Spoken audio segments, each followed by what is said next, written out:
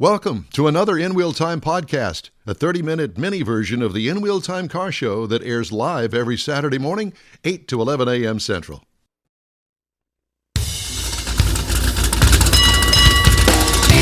Podcasting and streaming around the globe from sea to shining sea. Right. It's the In Wheel Time Car Talk Show. Just ahead, Alex Knizek, Consumer Reports, best cars of the year. The top 10 anyway. We may go deeper, don't know. Later, spring break driving. Jeff has a feature on that. It's all just ahead on the In Wheel Time Car Talk Show. Howdy, along with Mike out of this world, Mars. We always need Jeff Zekin. Chief Engineer David Ainsley is probably in bed. I'm Don Armstrong. I'm still in bed, too. I'm just appearing as myself. He said sea to shining sea, so take your Dramamine, people. We're going for a ride. We are going to go for a ride. Oh, Lord. Well, how was your week? We tried some new lighting in here this morning, I have to tell you that. How'd that work out for you, Mars? Well, I almost blinded me, but my retina. You were blinded by the light? Yes, these new glasses aren't transitioned, like so the it was glasses. just like in your face. It was. I like them. Thank you. Makes you look 20 years older. It was a failure, and we'll be back next week with more lighting technology 101. In the meantime and in between time, joining us now, Alex Knizek. Alex, good morning to you, sir. Good morning. We were talking off the air just before we came on, and he was on our show about a year or so ago. Mm-hmm. And we discovered with that conversation that after his appearance on this fine car talk show, that he became a superstar and was getting calls from girls all over the United States 2, 3, 4 o'clock in the morning. Mm-hmm. Yeah, it became a little overwhelming. Yeah, I'm sure it did. So, Alex, Consumer Reports has this little thing that they do, and it's a pretty big deal, actually. It's the top 10 picks for the best car of the year. Yeah. And so before we get to that, give us a little background. You guys have been doing this for a long, long time. And how do you drill down the cars that compete for the best of the best for the year? Right. Do you put them on the track? Do you look at them, love them, hug them? What? Tell me. Give me all the. Give me all the skinny. All those things, especially the hugging part. Yeah. Yeah. No. I mean, it's a lot of work. We test a lot of cars. Over 50 usually each year, depending on what the market's up to. But So really, to be on the list, it takes into account everything that we do. So that really starts with the road test, getting them on the track, getting them on the road. We buy all the cars that we test. So it's living with them. It's putting them through more than 50 different objective tests that we do. So that road test score that comes out of that's really like the primary thing, right? That comes first. So it has to be a well-performing car. On top of that, it's the surveys that we do with our members. So we do reliability surveys and owner satisfaction. So those two things are factored in as well. Reliability, people reporting what kind of problems they're having, and depending, it might be an engine problem, it could be a smaller problem like a squeak and a rattle type thing. So these things are kind of weighed appropriately and factored in as well. And how many people do you talk to?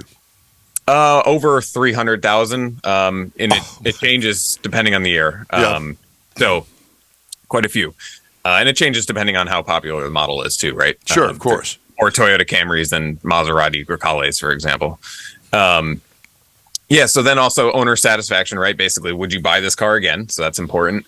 And then the last thing for being on the list is safety. We're really focused on safety. So all of these cars have to have standard forward collision warning and automatic emergency braking, down to their very base trim level. So that's a qualification. A lot of them on the list have more than that, but that's the kind of minimum qualification. So all of that kind of comes together. And essentially, that's how we come up with the 10 best, and then we sort it by various categories. Are there some vehicles that don't make the cut just because they don't meet that criteria?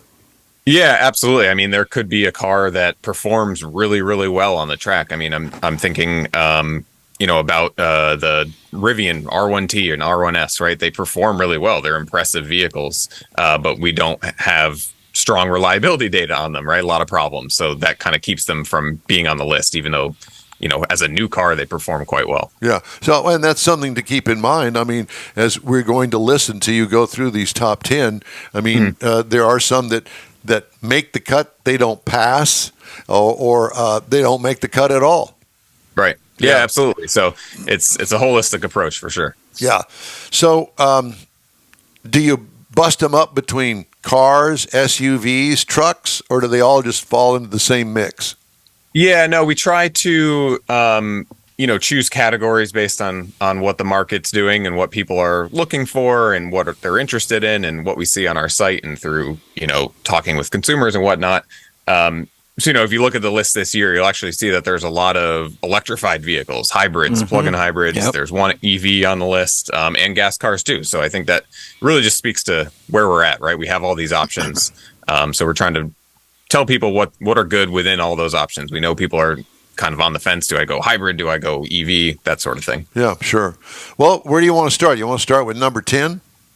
Yeah, I mean, they're not in any particular order as far as 1 through 10, but I guess the way I've been thinking about it is by powertrain. Kind of going EV, sure. EV, plug-in hybrid, regular hybrid, down to gas car. All right, well, let's do it. You start. Yeah. We'll follow your lead, and we may shout at you somewhere. Absolutely. In there. Yeah, definitely. So as far as electric vehicles, we have the Tesla Model Y on the list. We actually had the Tesla Model 3 last year. But now we see that the Model Y's reliability has increased enough that it kind of bumped the Model 3 off, right? Because they're very similar cars, and the Model Y is just kind of a more practical version. You get more cargo space, easier to get in and out of, that type of thing. So reliability increased enough, bumps the Model 3 off, which is also a good car.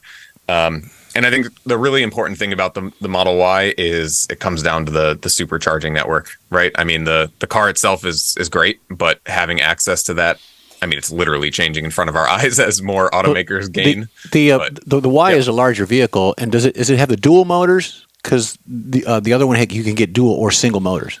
Yeah, so the one we tested is a dual motor, all-wheel drive, long range. The one that we tested. Yeah. So usually with electric vehicles and most vehicles, when all-wheel drive is an option, that tends to be the one we test. Right. So we tested the all-wheel drive Model Y. So we'll see. I'm excited to see what happens with the electric vehicle category going forward, because... Well, you're of that age group. We're not. Fair enough. I mean, I don't know. My world right now is EVs, changing our testing a little bit to account for what's different with electric and plug-in hybrids and such. So that's my wheelhouse at the moment. But yeah, I mean, as other, for example, the Ford Mach-E, the Mustang Mach-E is also a good electric car. But once it gains access to the supercharger network, which again is kind of happening now, maybe this list looks a little different for EVs next year. But yeah, so that's plug-in hybrids, electric vehicles. Moving on to plug-in hybrids. We have a couple on here. The first one is the RAV4 Prime Toyota. It's been on the list before. I mean, I don't know if you've all had the opportunity to drive one, but a pretty impressive vehicle. And as far as plug-in hybrids go, it has some of the most range, right? The electric range is over 40 miles, which we kind of see is the average that people do in a day, right? Commuting or maybe doing some errands, going to work, whatnot. So let's stop there for a second. Now, this is a plug-in hybrid. Mm-hmm. Yeah. Okay. Yeah, maybe we should talk about what those are and why. Well, there's that. And I guess my bailiwick here in judging these sort of things when it comes to Toyota is the success that the Prius has had for, 20, 30 years now. Yeah, the Prius, I mean, it really kind of laid the groundwork for this type of thing. And so plug-in hybrids are really interesting because over the last year, we really dove in pretty deep and started testing them heavily. We kind of would sample them and not really include them in the regular test program, but we actually just bought like 12 or so plug-in hybrids over the last year and kind of put them through the test program and looked at them a little differently. And these cars are something where you can get that electric range, the 40-ish miles, depending on the car, that smooth, quiet acceleration, whatnot. And then you don't have to worry about the public charging because once that range is up, it turns back into a regular hybrid for all intents and purposes. Right. But, my bailiwick with that is the fact that to get the whole 40 miles, generally speaking, on the electric charge, I mean, that's a lot of money to pay for the pain it is to have to plug it in. If I'm going to do that, I just as soon have a hybrid. Yeah, no, it's a great point, and that's I'm right there with you. when I talk to people about these, I try to tell them in the terms of what is the convenience or inconvenience to me for choosing one of these things, right? With a hybrid, like you mentioned, a regular hybrid, that is, I don't have to do anything differently. I just fill it with gas and I just drive it, and I attempt to get good fuel economy, right? The plug-in, you're kind of adding that little extra lifestyle change where you got to plug it in really as much as you can to get that extra. And you're paying for that. Not only paying the electricity, but you're also paying the upcharge on the vehicle that's able to do that. And, you know, if you live in a community and your main driving is, you know, to church, to the gas station, to take the kids to softball practice, I get that. Right. But, you know, there's a price to pay for that. Yeah, there is. Some of them do qualify for some tax credits. So you have to check that out, and you can actually see that on our site. We'll list out which ones qualify, so you can get a little bit of a break there, but it's not the full 7,500 that an EV can get. But so we actually do have this pretty neat, and it's free on our site, this calculator that shows you, it doesn't account that upfront purchase price, but a per mile basis. You can type in your electricity rates and your gas rates and how many miles you drive, and it'll kind of show you gas, hybrid, plug-in hybrid, EV. Well, that's cool. That would be a big help. And that's free on the website. Yeah, it's free. If you go into the EV hybrid area on our site on the cars side and then find the buying guide, it'll show you. You can go in there and play with it. It's actually pretty neat. We just launched that. You know, and with plug-in hybrids quickly, the other thing that I get a lot with talking with people who own them is beyond the cost factor, which is definitely a thing.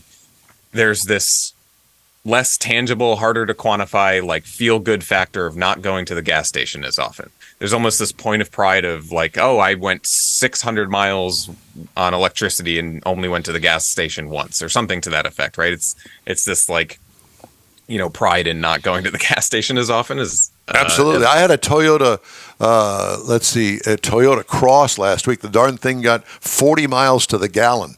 I'm in on that. Yeah, the hybrid version. Yeah. So, you know, just rounding out the list quickly with the hybrid or the plug-in hybrid. So that RAV4 Prime, the Toyota Prius Prime is also there, and then kind of this aspirational, no-cost object type of vehicle. We have the BMW X5 plug-in hybrid on the list, which is a pretty interesting car. Yeah, it's tiny. What's that? It's a tiny car. It's small. The X5? No, it's not. It's a medium size. The X5. What am I thinking of? I don't know what you're thinking. There's a small SUV. Anyway, go ahead. Yeah, the X5 also gets you, you know, over 40 miles of electric range. But the cool thing about it, a lot of these plug-in hybrids, you know, once the electric mileage is up, you have, you know, a turbo 4-cylinder or just a regular naturally aspirated 4-cylinder CVT situation that is, you know, serviceable. It's okay. The X5, once that electric range is up, you actually have BMW's straight turbo 6 engine, you know. Oh, wow. Yeah. as the backup, you know, powertrain. Darn. Nice. Yeah, right? Yeah.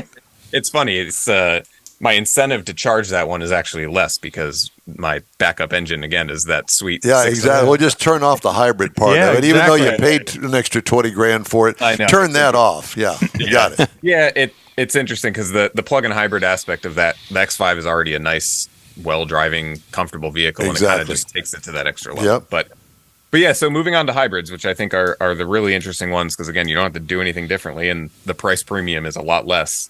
The regular Toyota Prius is on our list, but I think the Toyota Camry hybrid is an interesting one because it's a full-size sedan, or close to it, right? That gets over 50 miles per gallon. Love that. And, wow. Yeah, you think that you have to go with the Prius to get that, right? Which, you know, the new Prius arguably looks a lot cooler and nicer than the previous ones. But right. You know, it's kind of got this, like, perception about it. Whereas the Camry is just a functional, you know, regular kind of looking sedan, but you can get over 50 miles per gallon. You can add all-wheel drive if you want. So I think that's a pretty sweet option, and it comes in, you know, under $30,000 is the starting price. And we're in an age of the average vehicle transaction price is around $48,000. So, you know, you don't have to spend a ton of money to get that type of efficiency. Right. Yeah. Which is pretty sweet. Yeah, very. Maverick hybrid on the list. Surprise. Yeah, been on the list before. Reliability is high enough. I mean, this is an example of a vehicle that kind of, you know, to our conversation earlier about getting onto the list, you know, it performs well. It's incredibly practical. especially compared to pickup trucks. You know, if you don't need that extra towing capacity and off-road capability, being on that car frame, it drives well. It's pretty civilized compared to a full-size pickup truck in a lot of ways. And you can get it in the garage. Yeah, you can get it in the garage, exactly. I know when I bring home a full-size truck for testing, it sits outside. It doesn't fit in my garage. Right. Yeah, and then 37 miles per gallon combined is what we got out of it. So not bad. Pretty impressive, and the reliability is good enough to make it on the list. So, yeah, pretty sweet little pickup truck. Alex, you keep saying that the vehicles that make the list. Does the criteria of your testing change from year to year, or do you have like a block of criteria that you move from year to year for these vehicles, or does it change? Yeah, the answer is both, honestly. We have to stay consistent, right, with all our testing. I mean, I get this question a lot, because if we were to test a car, for example, that 20 years ago.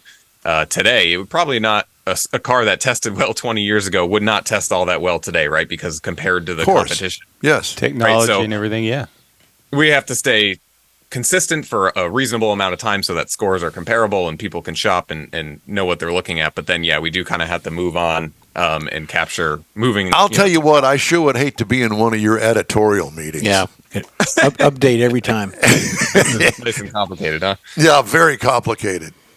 But yeah, so generally the criteria, though, stays pretty consistent year to year. So you move with the times, yeah. Yep, absolutely. Yep. Yeah, and then the last hybrid on the list, that's a really good option, is the Highlander hybrid, the Toyota Highlander. Yeah. And it's interesting because, we know the three-row SUV segment's pretty competitive these days, right? With like Telluride and Pathfinder and Grand Highland, all these vehicles going into the mix. Well, I find it interesting. Among those four, three of them are Toyotas. Yeah, I was thinking the same thing. I know. Yeah, you mean as far as the hybrids? Yeah. Yeah.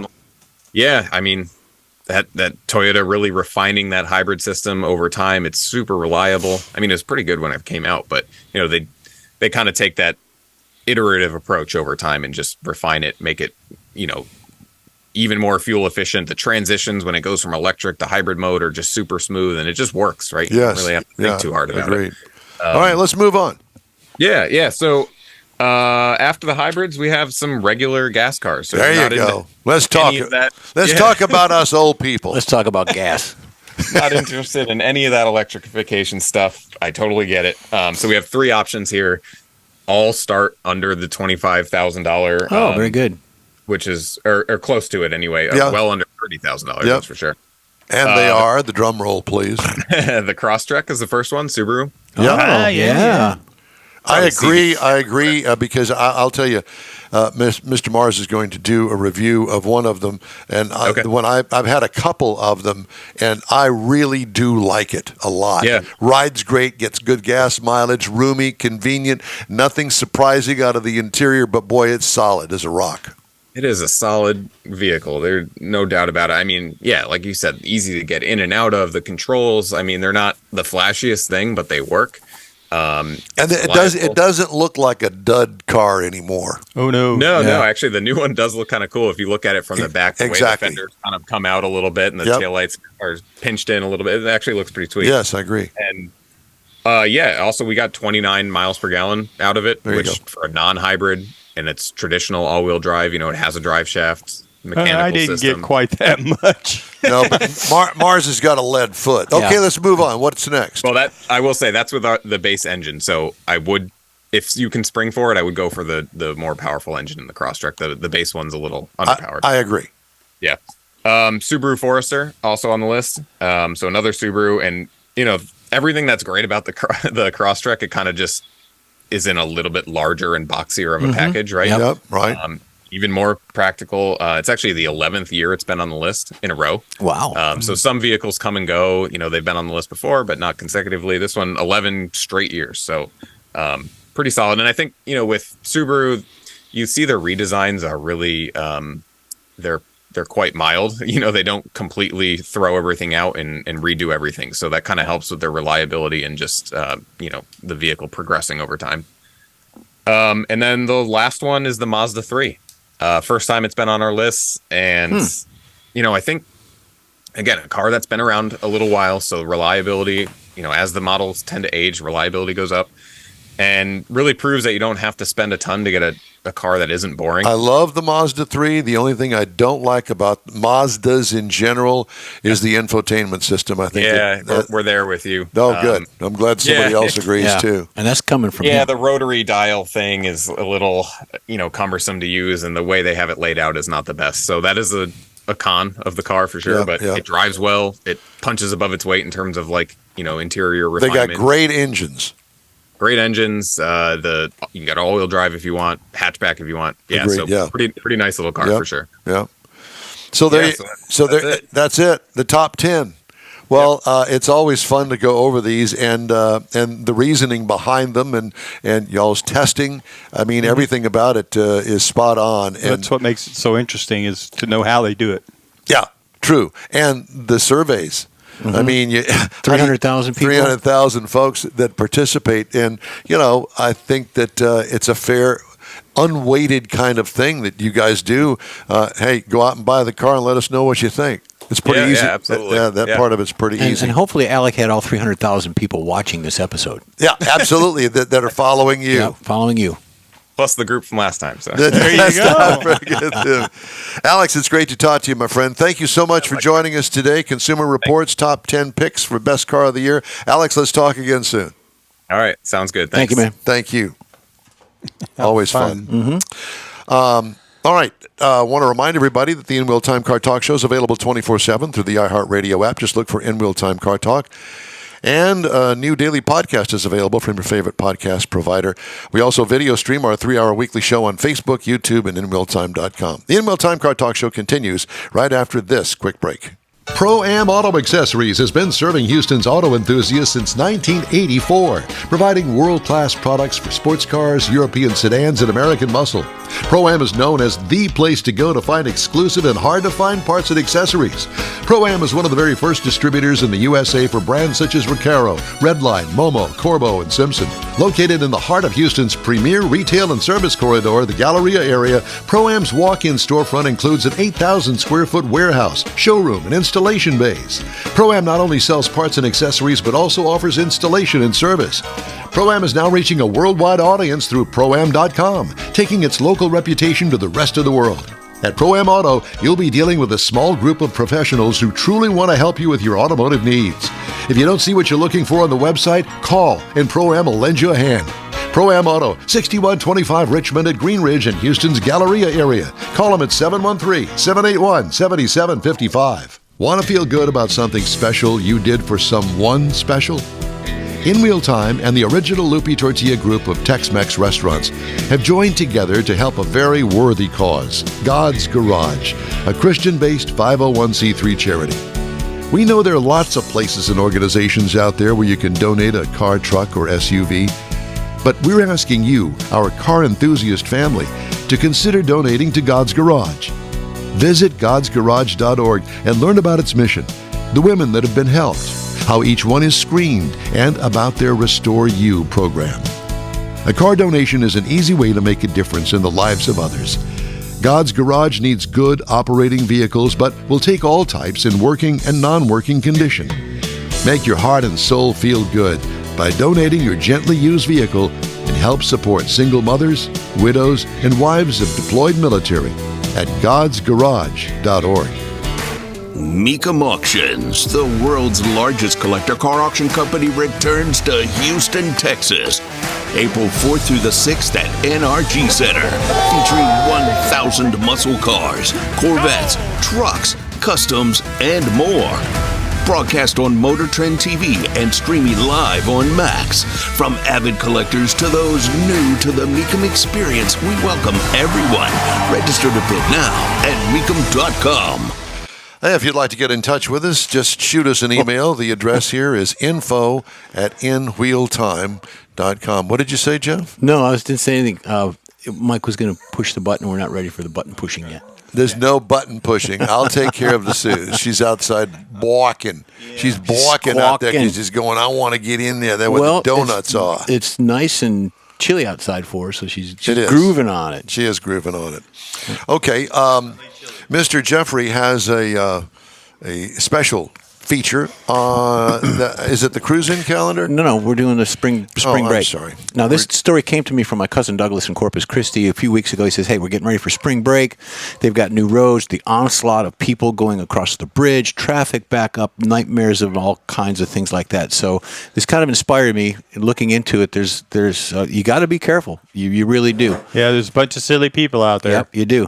So there are traffic fatalities in 14 popular spring break destinations from Florida to California.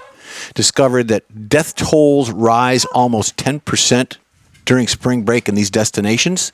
The higher fatality incidents among drivers under 25 years old, and they're from in-state and out of state. So be careful. Some of the things that you can prepare for and to watch for is number one is the weather. If you're going on a road trip, make sure you know the weather ahead of time so that you're not in a snowstorm, a rainstorm, or a hurricane of anything like that. Be advised of the conditions because it can impair your driving.